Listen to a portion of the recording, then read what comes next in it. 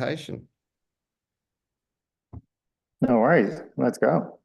I'll share screen. I'll introduce myself a little bit further down in the presentation. So let's start. You tell me what if Yeah, we can see that yeah. now. Just go into presenter mode, mate. There we go. All right. So, welcome everyone. Thanks for joining. Just as what you've mentioned, love to keep that interactive. If you have questions, pop them in the chat. Feel free to interrupt. Woody will regulate all that. Happy to take questions in the meantime, if they're relevant. So not a problem with any of that. And also, I mean, as we all know, this topic is not mature. There's no truth. There's no certainty. So if you have different opinions or feedback, we want to hear that. That's pretty much what we're here for. So we got on the screen is the agenda, what we're going to cover. First, we'll cover quickly what we did attempt. What I wanted to do is to look at an example of a carbon neutral sale, a carbon neutral cattle sale, and there hasn't been many of them. Probably as far as I know, 3. So that's not a lot, but it's good to analyze what happened then and what can we learn from it. It raises a few interesting questions, but mostly if that's our starting point, what do we do to actually put in place a carbon neutral supply chain for carbon? How far are we? And the answer, I'll give you the answer straight away. In my view, we're not that far. It could happen really, really quickly. There's a few missing bits and pieces, but nothing that is lethal or difficult to implement to have a really wide participation. So what have we learned from it? We'll look at this. There's a lot to learn from that simple example. We'll talk about very different things like, what is the price? What is the cost of production of a carbon neutral cattle? Does anyone know? Does anyone have a hypothesis? How much does it cost to actually produce carbon neutral cattle? What price can we expect from it, which is slightly different? How do we sell it? That's a question that I asked myself when I was selling that. I said, how do I sell it? Do I just put a tag on it, on their ear tag, and say, well, they're carbon neutral? Or should I sell the credit separately? Interesting question. We'll look at that. What are the market dynamics? Why would a buyer actually buy that carbon neutrality? And even down to the point, we'll talk a little bit about why should a farmer bother? Why shouldn't they just sell their cattle? But that's what they do, and let somebody else do the offsetting and the neutrality angle. We'll look also at are the sales channels ready for that, and also how can all the stakeholders, like banks, for example, take advantage of that carbon neutral supply chain for their reporting, Scope 3 emissions, etc. So lots to cover.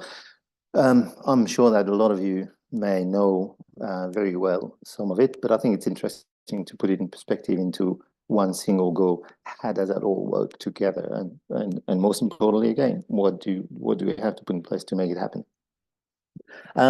Purpose is essentially to generate a discussion and also to help my fellow farmers to navigate that the demands that are going to be put on them, or the expectation that are going to be put on them. So it's very much a farmer view on what does it take to sell carbon neutral, and to share that experience with others to help them again. I have no affiliation with anyone or anything, except that I'm a member of Region Farmers Mutual, as is obvious.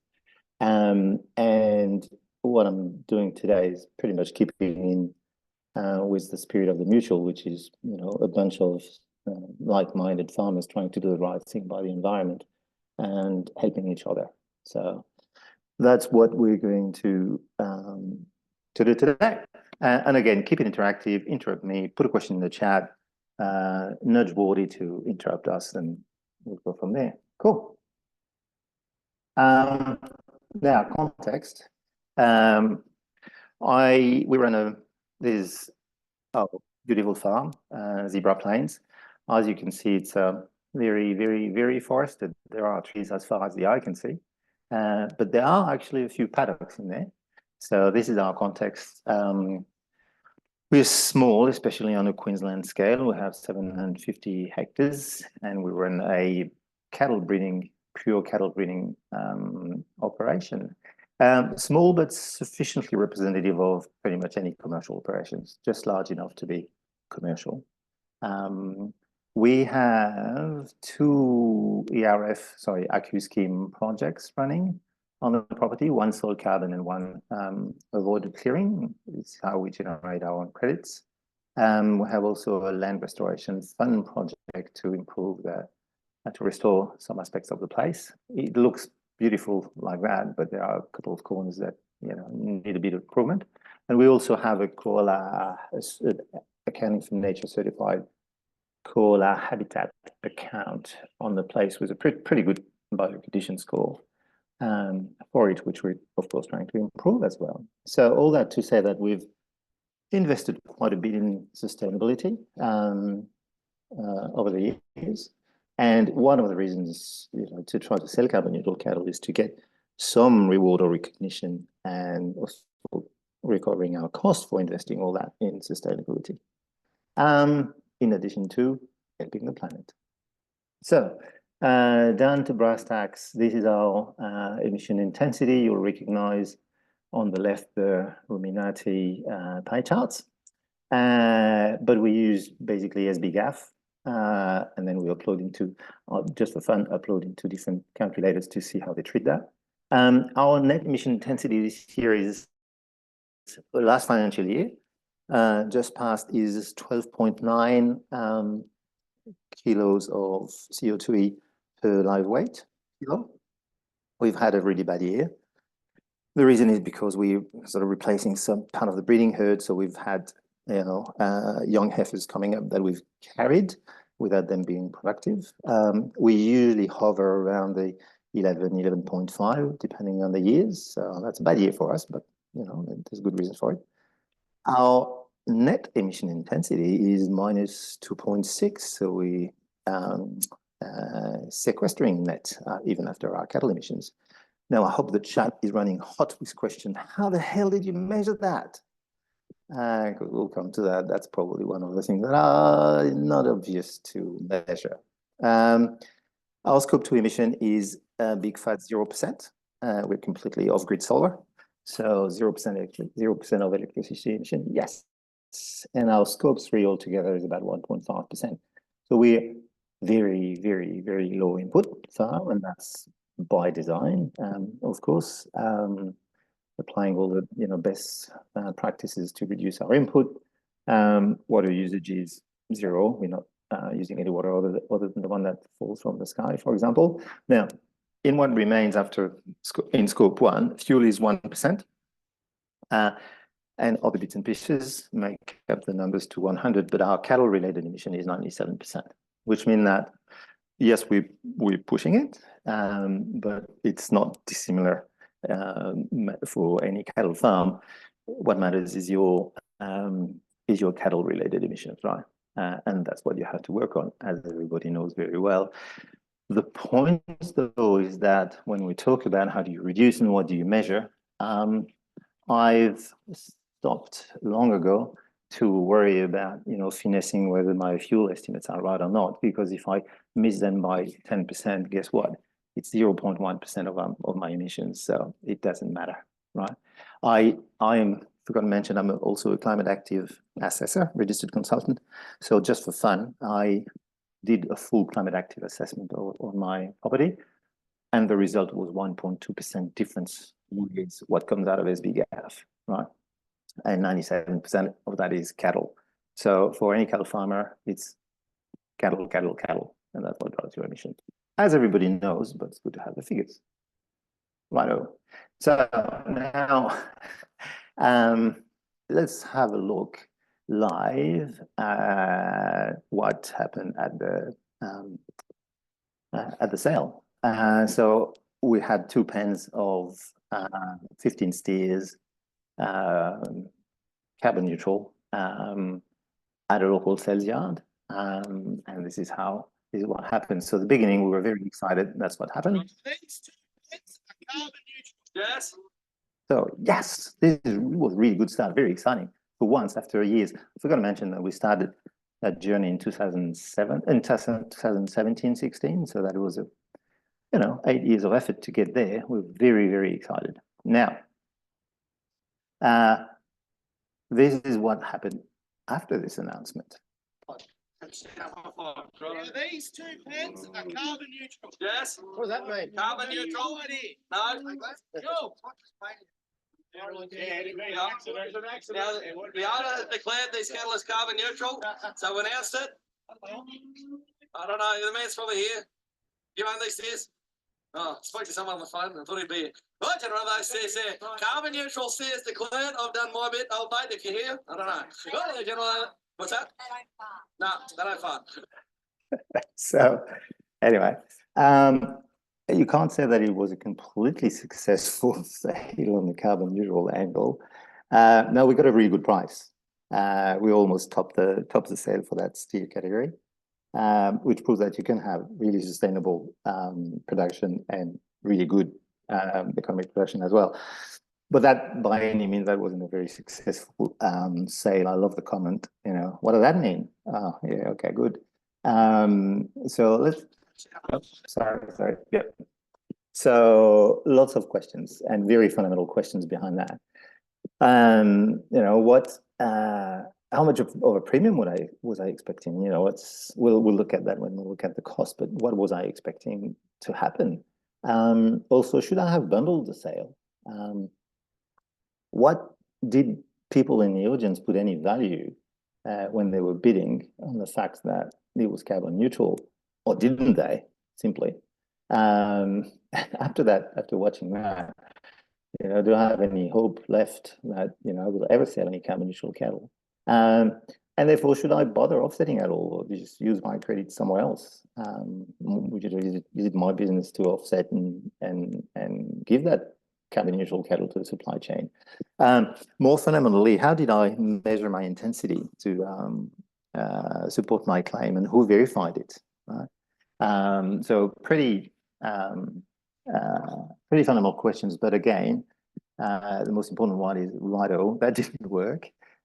What do we have to put in place to actually make it happen? Now, also it raises a point that not every sales channel are the same. I'll come back to it at the end, but there are sales channels, of course, that are far more ready than that. I mean, sales yards probably that was probably the worst possible example. I took a bundled sale to a sales yard, which is the wrong channel, and I went straight to carbon neutrality instead of intensity. So it was the worst possible example, but still teaches a lot of things, right? So what can we learn from it? The first question I mentioned is, what is the cost of neutrality? Because it pretty much drives what premium I could expect. So the short answer is it's about 10 to 15%, depending on the parameters. Right. So bear with me on that example. If I take my 200 kilo heifers, and I just use that because I only had a picture of a heifer, a 200 kilo heifer at $3.50 per kilo, that'll give me $700. Now, if my intensity is, say, for round figures, 13 kilos of CO2 per kilo live weight, I've got two and a half tons of carbon to offset at $30, say $1.35 spot price for RQ these days at $91. So basically, it comes down to 13%. All right. So 13%, which turned out to be about 45 cents per kilo on a price of $3.50 per kilo, is pretty big. Right? The point is, there is no way that this is actually absorbable by any farm. The long-term average profitability on farms in the last 10 years is something like 12%. So yeah, when the market's good, farmers will be able to absorb that. But otherwise not. So carbon neutrality at the farm gate is actually very expensive. Right? That's the first point. The second point is that that's been calculated offsetting with ACCUs, and that is ACCUs are an expensive way to offset. If I use cheaper credits, a Turkish hydroelectric plant credit is going for $13. That's 1/3 of the price. But do I really want to offset with other than my own credits generated on the place growing my own trees? Probably not. So the fact is, it's going to cost me that. So that's very expensive. Now, interesting figure also to keep in mind: if you factor in all the dressing percentages and shelf loss, etc., that translates into about $1.50 per kilo of shelf end product, right? So interesting to keep in mind is cost of carbon neutrality, including other losses along the supply chain, by the way, is about, you'd have to pay your beef in a supermarket about $1.50 more than you do today. Now, I'll let you judge whether that's a lot or not. In my books, to completely offset a product, that's not a lot. But as we all know, there's a lot of price sensitivity, especially in beef. So that might be a lot. All right. I'll quickly mention the fact that that translates into about $1.50, including every losses or carbon emissions in the supply chain. Farms represent about 75 to 80% of the total emissions. So the farmer is actually the biggest emitter in that entire supply chain. It's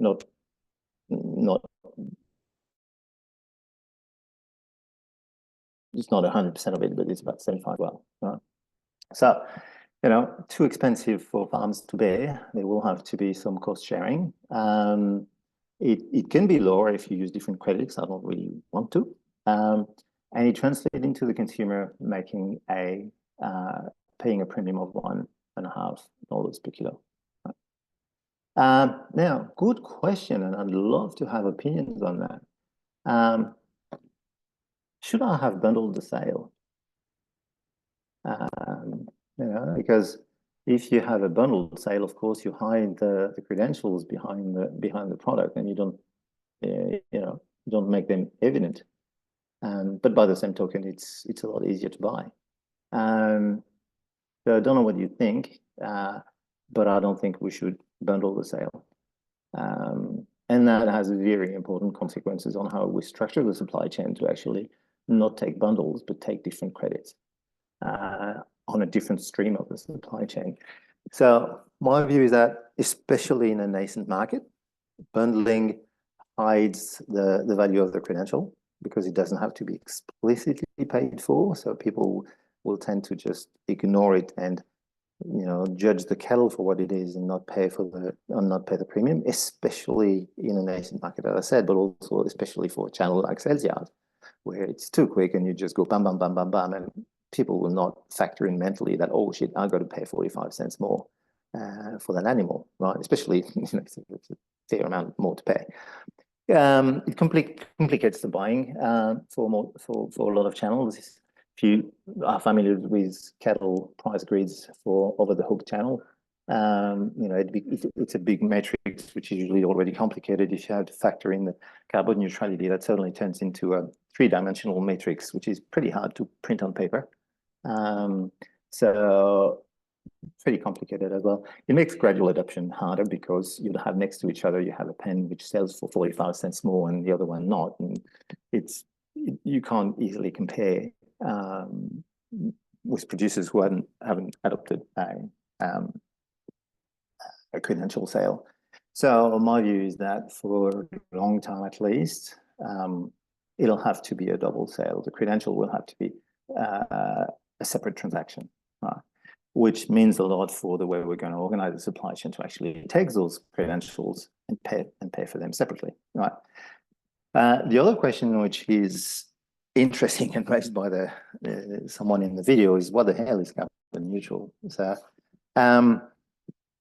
obvious probably for everybody on this call, but obviously not obvious out there in a sales yard.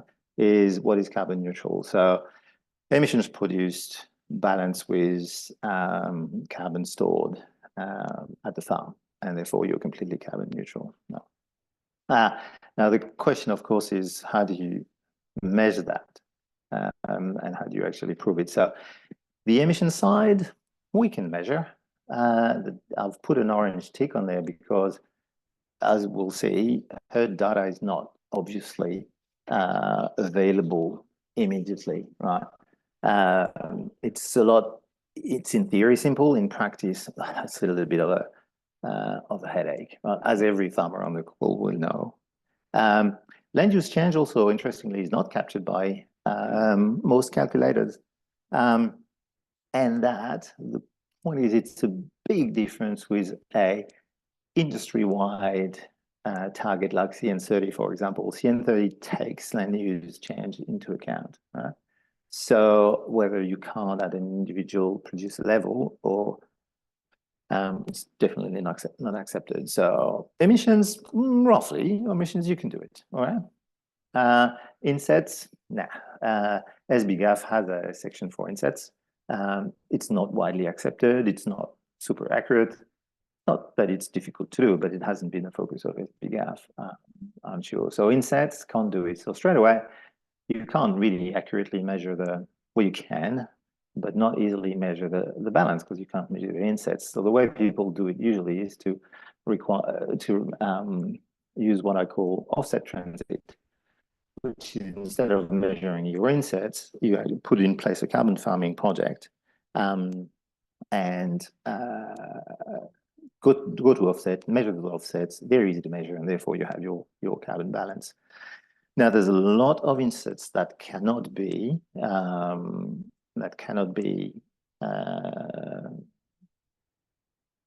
captured by an ERF project, as we all know. So you're probably leaving a lot of credential possibility on the table if you're using offset transit, which you have to. Right?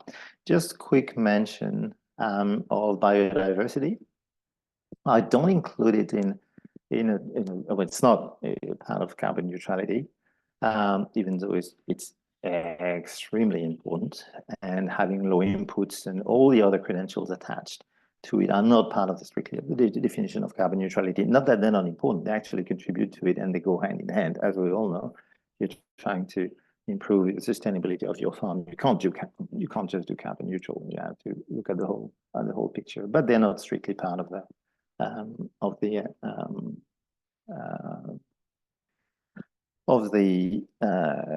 carbon neutrality. Now, after all that, I've just said that I don't think the sales should be bundled. So, and I'll just said that it's hard to measure, and you have to set up an ERF project, and basically it comes down to at this point usually it's just like, why bother? Should emissions be offset at the farm gate? Or isn't it just too hard? So again, that's something I hope people have an opinion on. Christophe, it's a good time to pull up for a quick question. I'm glad you have some water. You made the comment and somebody's picked it up, which was, why are you saying sequestration can be measured in an ERF or an ACCU scheme project, but sequestration can't be measured in an inset program? Because at the moment, there isn't any formally recognized ways to capture that. The benefit of the ERF project and the complexity is it goes with the absolute integrity of knowing that you have sequestered this carbon. There isn't the same thing for insets. You can measure it, but there's no formal way of verifying it and certifying it. So SBGAF is good enough, and you can use your own full cam, and you can use Luxi, and it's not difficult to have a pretty good estimate of your sequestration, but there isn't a formally recognized, accepted way today of measuring it. Thank you. Hey, Woody, is it okay to come off mute? Yes, go for it. Yeah, thanks, Christophe. Super interesting. When you say not accepted, in whose eyes? I mean, this seems like a perverse outcome in a lot of ways. Who needs to recognise the methodology here to solve this problem? That is such a great question. That's a really good question. Underpinning everything that I say is the fact that at the end of the day, as I mentioned, if we want to put that in place, there will be a premium to pay by someone, right? And at the end of the day, it'll be probably the end consumer, because farmers, as we know, can't bear that. So when I say it's not accepted, is that it's not something that I think the end consumer will be able to accept as a valid claim. There is understandably a lot of caution about greenwashing, etc. So I am completely comfortable that I can calculate my inset pretty accurately. You know, I just use a bit of full cam and I know how old my trees are, and that's it. So, but how can I convey that claim to the end consumer with sufficient credibility that it'll be accepted and there would not be a hint of greenwashing? That's what I mean. So I'll say, when I say it's not accepted in a community that leads to the end consumer, so that a supermarket can say, based on my good word, to the end user who will be a skeptic, yes, this piece of animal is carbon neutral. Right? That's what I mean. So it's obviously true, but is it completely accepted to an integrated point that we can convince anyone at the end user and make sure that there is not a single doubt of greenwashing? I put the bar high, but that's where I think we need to put it. Does that answer your question? Matt, Yeah, it makes a lot of sense. I mean, if the ACCC would recognise a CER methodology as a valid consumer claim or something like that, it might help, huh? CER methodology would be, but if there's any, I think there's also, if we all collectively agree that, you know, an SBGAF, or maybe a slightly more sophisticated version of an SBGAF, is good enough to support a claim, great. And let me tell you, that is something that I'll talk about, is something that we need to work on, because there's a lot of opportunity for insetting that will open up a lot of people actually improving the credibility of their product, their sustainability credential of their product. All right. So, yeah, go ahead, Bonnie. No, okay. Now, should emissions be offset at the farm gate? So basically, as a farmer, should I bother? Well, that might be a little bit. I hope the chat's going to go red hot. I don't think so. Because if you think about it, the market dynamics, if you offset, you're basically forcing a price on the buyers, which is the cost of your offsetting. So you're burying into your credential your possible inefficiencies, right? And you're preventing them from using their own offsetting costs, which might be lower for many reasons. Maybe because they themselves have insetting capabilities, right? So you don't give the buyers the choice what product to buy. If you offset yourself, basically you're saying you buy my carbon neutral thing or not, right? You don't give yourself even the ability to choose which channel to buy. You know, some channels might want your carbon neutral sales, some might not. So if you absolutely force neutrality at the farm gate, you cut yourself off from that. Plus, it puts the burden of offsetting on the farmer. You must have accurate emissions checking. You need to start buying credits if you don't. So you need to start trading credits if you don't have enough.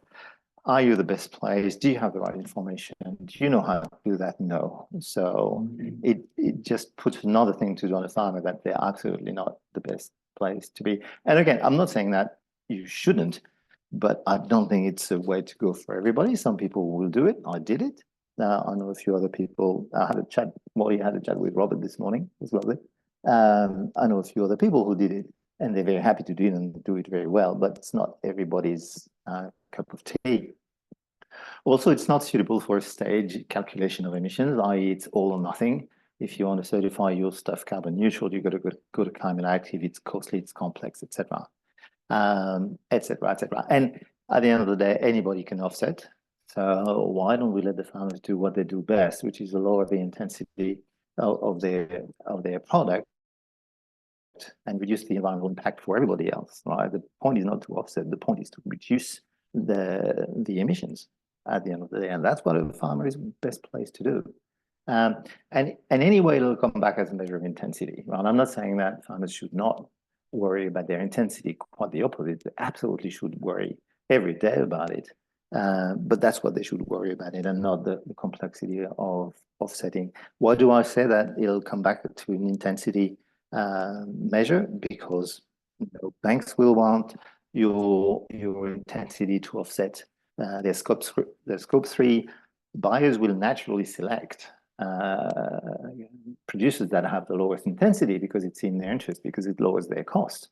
If I'm a buyer, I'll buy that cattle, and everything else being equal, I'd buy that cattle at 5 kilos per kilo because it saves me 5 kilos per kilo to offset. So I don't think there should be an obligation, or even it's necessary for the farmers to offset at the farm gate. Now, interestingly, in saying that, did I just remove any incentive for farmers to do carbon farming because they don't need their credits to offset? Well, no. It's regardless of whether you're going to use it to offset your emissions. Having your own credits is incredibly useful for many reasons. Would it be that it's if you're doing a salt carbon project, most of the benefits that you get are actually in your production benefits. If you get credits through an HIR methodology, well, you can always do what you want with them. You can always sell them, and that's the initial source of revenue. You can bundle them with biodiversity credit, a la land restoration fund. So it's still an enormously valuable thing to do for a farmer to, start to do carbon farming as well. But it's not necessarily for the purpose of bundling it with your cattle. I know. Now, intensity is an interesting thing because, all right, where we are now, I just said, all right, the only thing I need to do as a farmer is to reduce my intensity and sell my intensity credential as opposed to carbon neutral credential. So, but how do you put a price on intensity, right? What's the difference in price between a 10 kilo per kilo steer and a 5 kilo per kilo steer? How do you measure that? Sorry. We've said that, is it based on paying the farmers cost to lower their intensity? Not really. Because then the buyer would never do that, because it means they're paying for the inefficient producers. So it's not going to be based on cost. The funny thing about intensity is that the lower it works in reverse. The lower the intensity, the higher the price, or vice versa. So it's not something that you pay for; it's something that you pay to avoid. And therefore, that's the mechanism to put a price on intensity.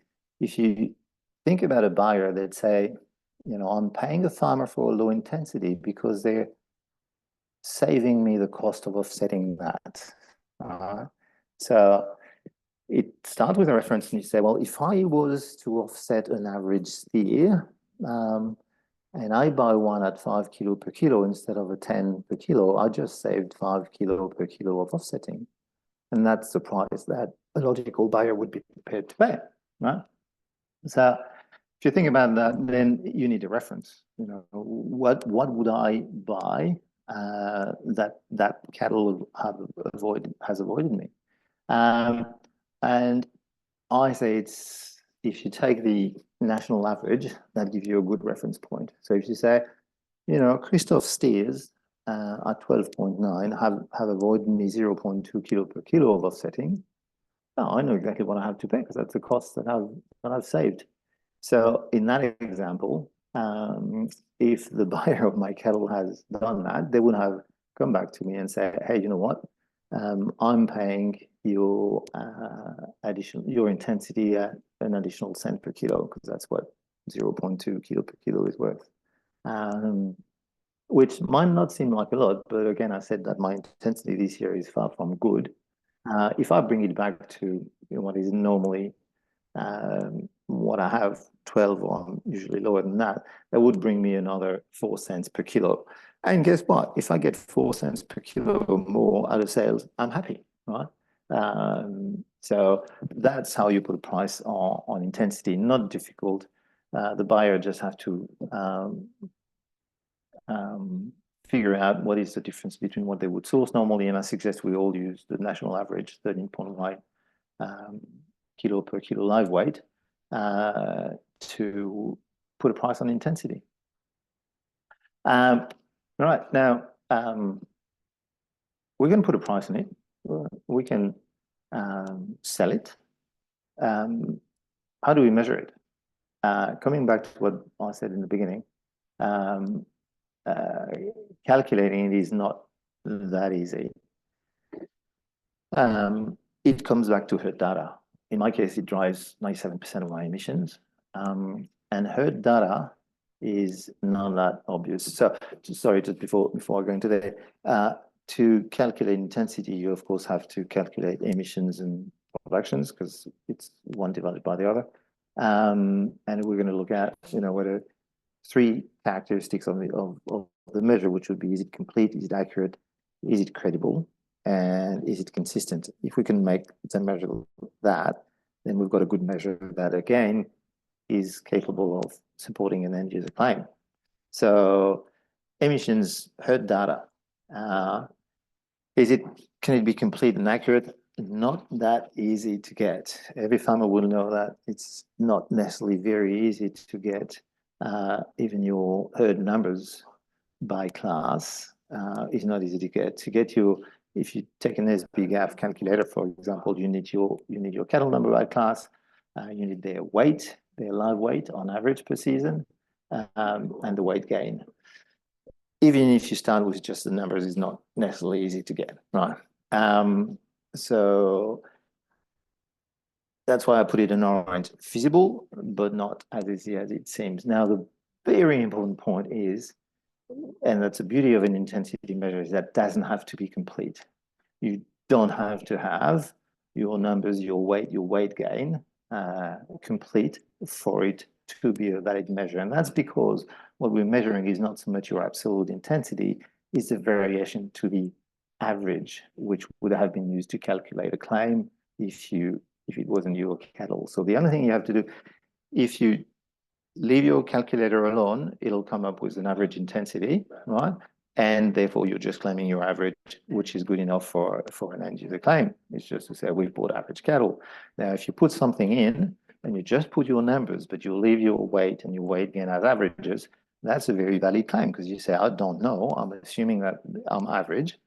And that's good enough. So the beauty of having a calculator that's what I call stage-based, just input what you have, right, is what we need. And then it allows for a gradual adoption because then farmers will go, righto, I'm going to put some effort into measuring my numbers, put that in that damn calculator. I don't have to feel the 72 cells of that Excel spreadsheet. I just have 8 to feel. Right?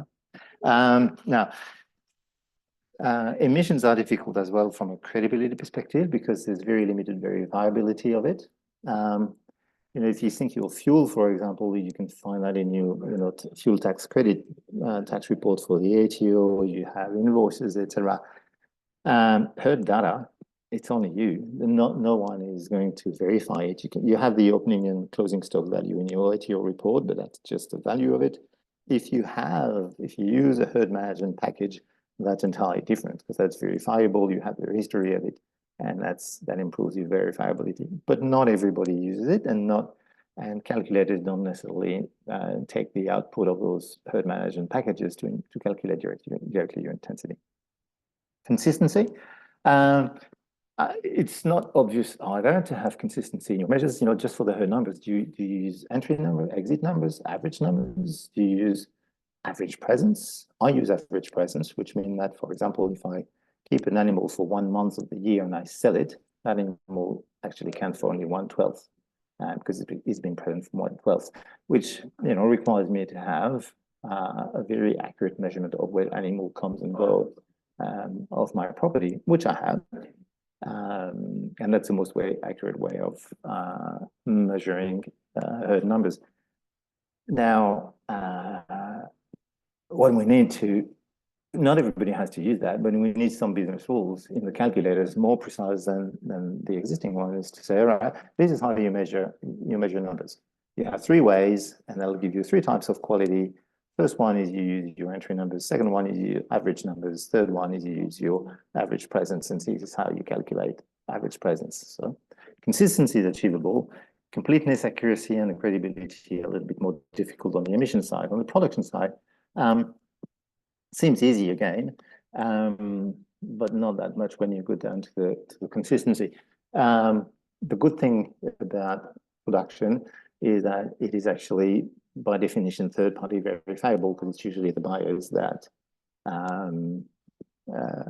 weigh your cattle, or a third party like a sales yard, but it's not necessarily on an individual basis. And Over the Hook, for example, does not necessarily report to you your live weight, so you don't have feedback of the live weight for that, right? Now, what's difficult with production is the business rules. One typical one is how do you, and which happened to me this year, is how do you deal with animals that you produce in 1 year and you sell just across the financial year boundary, because you've basically captured all their emissions in 1 year and all the production in another year, which creates a big imbalance between the 2 years. If I had accounted for all of the production of my steers when they were sold, which were the current financial year, my last financial year intensity would have been 22.6, because all my production, pretty much all of my production, was sold the next financial year. So what I've done, which I think is completely legitimate, is to portion the production of those animals that had occurred last year. I've apportioned that to last year, so that my intensity represents what I've actually produced in the year and not what I've sold in the year, which is slightly different, right? Now, a little bit more complicated when you think about heifers, because heifers are not necessarily production animals. They can be replacement heifers, for example, cull cows as well. If you sell a cull cow early in the year, it dramatically reduces your intensity, but they're small variations. And again, if we have very clear business rules, not rocket science, we can actually have very credible measurement of production, right? Cool. I'm mindful of the time. It takes longer than I thought. Sorry, Wally. Now, that's right. Doing well. Thank you. And sorry, everybody, if I'm going fast. Please stop and we can have a discussion. We don't have to cover everything today. Right, solutions to make it happen. We don't need a lot. As I said in the beginning, what really makes me quite happy is that we're not far from having that supply chain set up. So we need an agreed measure. We need to make sure that the participation in that market doesn't have any adverse effect, and that we don't open the door for any greenwashing or bad behavior. We need channel readiness, but most importantly, we need trusted, traceable, and agreed measure. Right? And when I said agreed measure in the beginning, it's a agreed measure, by the way, from coming back to the question, not only for emissions, but also for insetting. But we need trust, because if you remember what I said about the verifiability of emission, not high. So we need something to make sure that that measure is actually trustable, right? Cool. Simple steps for that. How do we put in place that measure from a blue quadrant, the completeness and accuracy? We need to improve the calculators a bit, right? Not much. You need a serious dose of user-centered design, and not having been designed by a software engineer, but by a producer. Because if you think about it, typically we're asking producer to input stuff that they don't have. Who has a live weight gain? Nobody measures live weight gain. It's actually unmeasurable. So, and I don't have a seasonal weighting of my cattle. That's not how it happens. Sometimes I take them into yards for an event, for branding, and then I count them. So the calculator shouldn't be based on what's required to make the equation work. They should be based on events that happen on a farm. So they need to be a little bit of user-centered design there. It needs to be a stage completeness. So the calculator needs to be able to feel only with what you have. And Melee has one on their website, which is called, I think, a quick stat calculator, which is exactly a good example. They ask you very simple questions. How many cows do we have? And they give you your intensity. And then you can adjust with sliders the composition of your herd. If that's all you have, right. You know, let's use that, but let's not try to put the bar that high that you have to fill an Excel with 72 input cells. Huh? So let's make a calculator that's more farmer friendly, that can be completed in stages, because it doesn't have to be complete to support an end user claim. And then the next step, then as quickly as possible, include offsetting and sequestration, i.e. insetting, so that you can calculate a bundled intensity.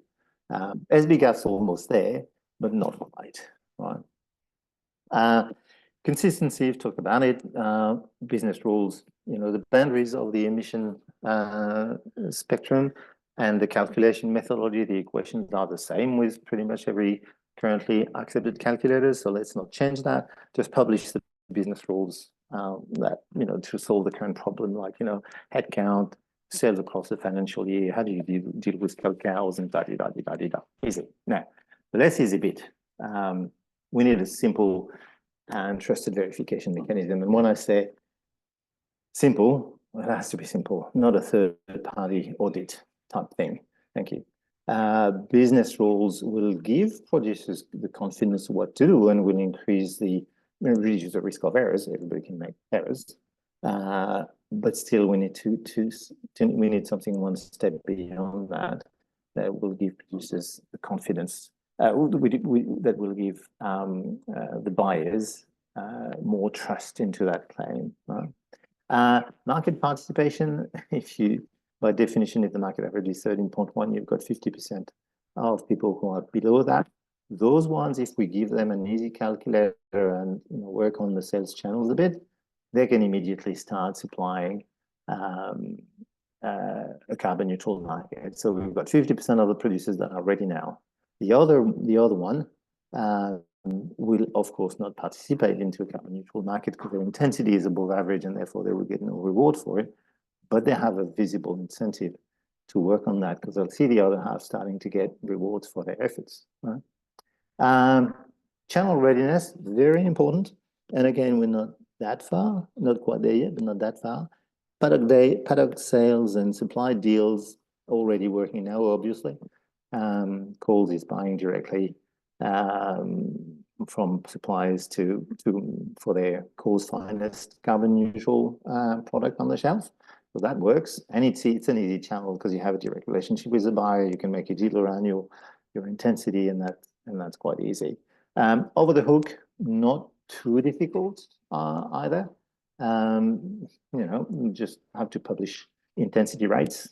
So on the back side of the page of your grid, publish intensity. I'll buy your product at that rate, and if it has an intensity of 10, well, you'll get 30 pence more per kilo, and that's it, done.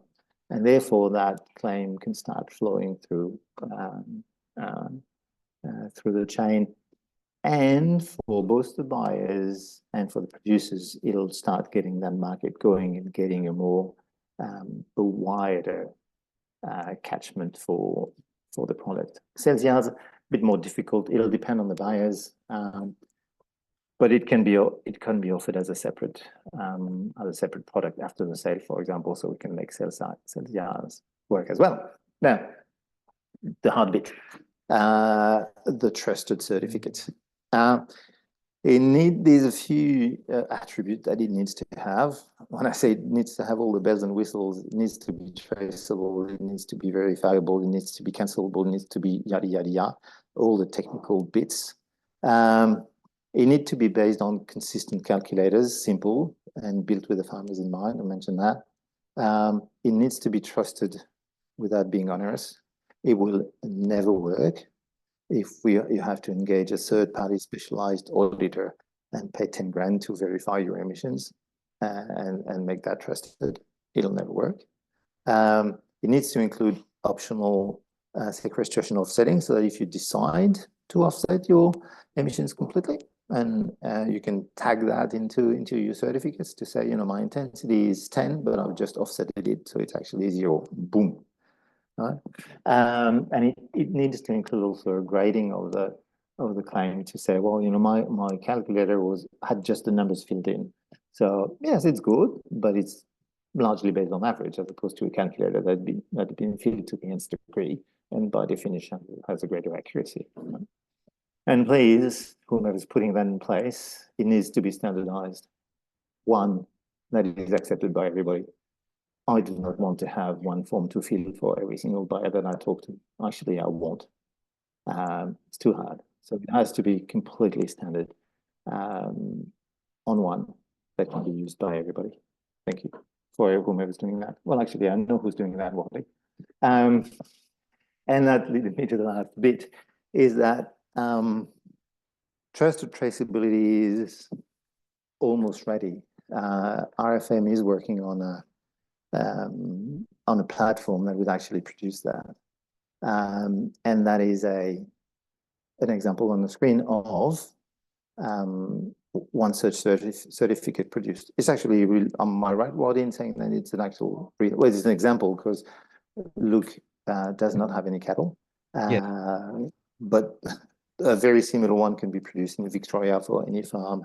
Now, the good thing is that I can take that piece of paper and show it to my sales yard. When I bump into the buyer at the sales yard, I can give him that piece of paper.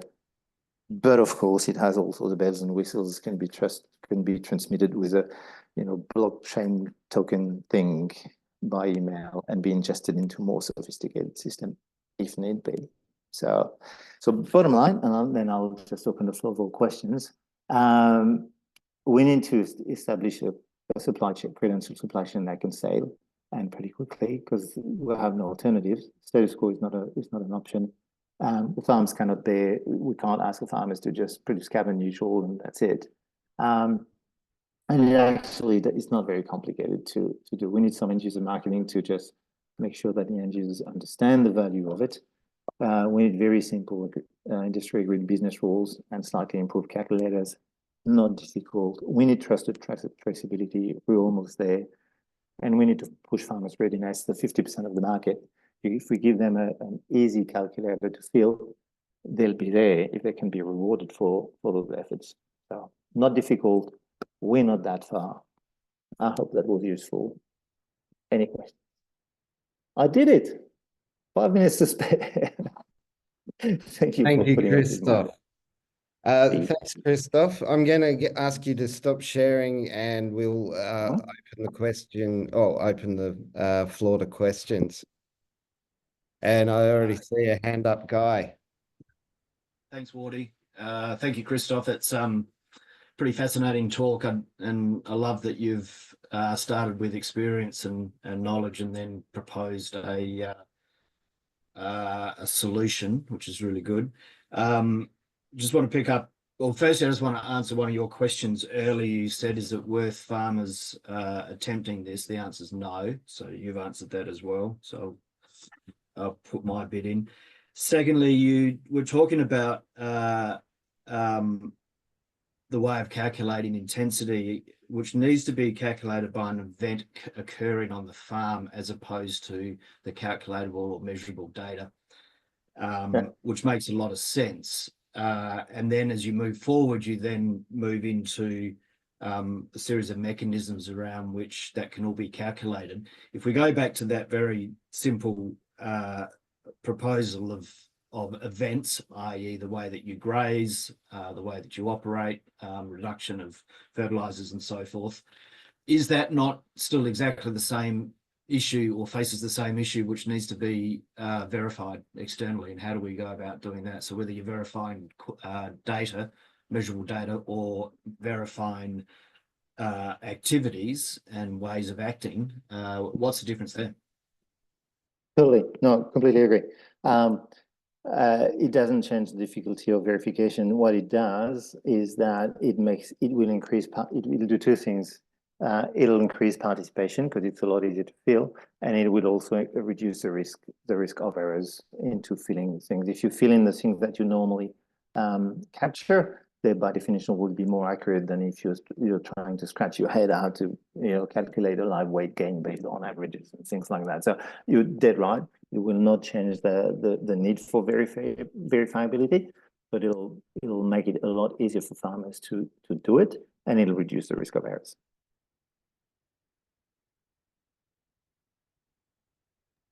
Thank you.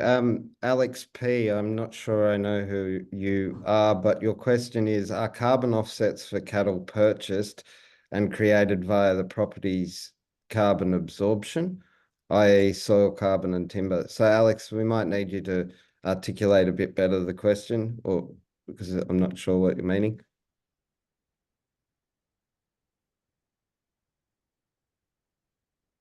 I'm not quite sure actually, because I come into this a bit late, but Christophe was just talking about carbon offsets there and his intensity picture he had up before, and I was just trying to work out what he meant by carbon offsets. Alex, is that you? Hey, Christophe, yeah, that's me. Right. I'll try to do that simply, and then we can talk about it. Thanks for being here, by the way. No, that's fine, man. Is my mic working or? Yeah, Yep. yeah, completely, totally. Thank you.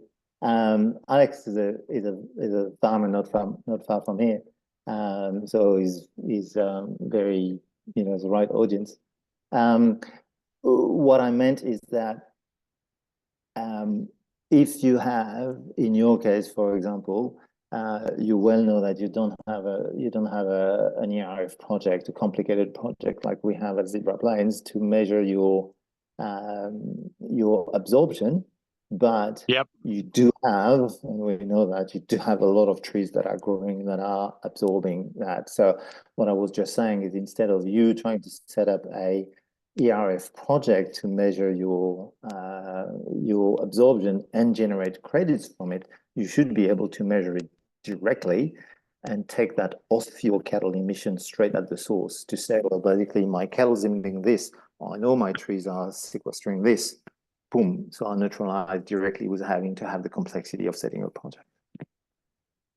Wouldn't you have to set up a project to measure the trees' absorption though, like compared to the cattle? No, not necessarily. That's what I was saying. You can have just by, if you just input, for example, the age of your forest. Well, if it's native vegetation, input the age of the forest, the area with some certainty, the fact that they shouldn't be in blue country in Queensland, and that'll give you a pretty good estimate. So we can do that very simply. Yeah. Yeah, fair enough, Righto. That makes sense. Thanks. So, Christophe, we've come up on the hour. I'll allow for any other questions or comments from people, but just respecting everyone's time, people might need to head off.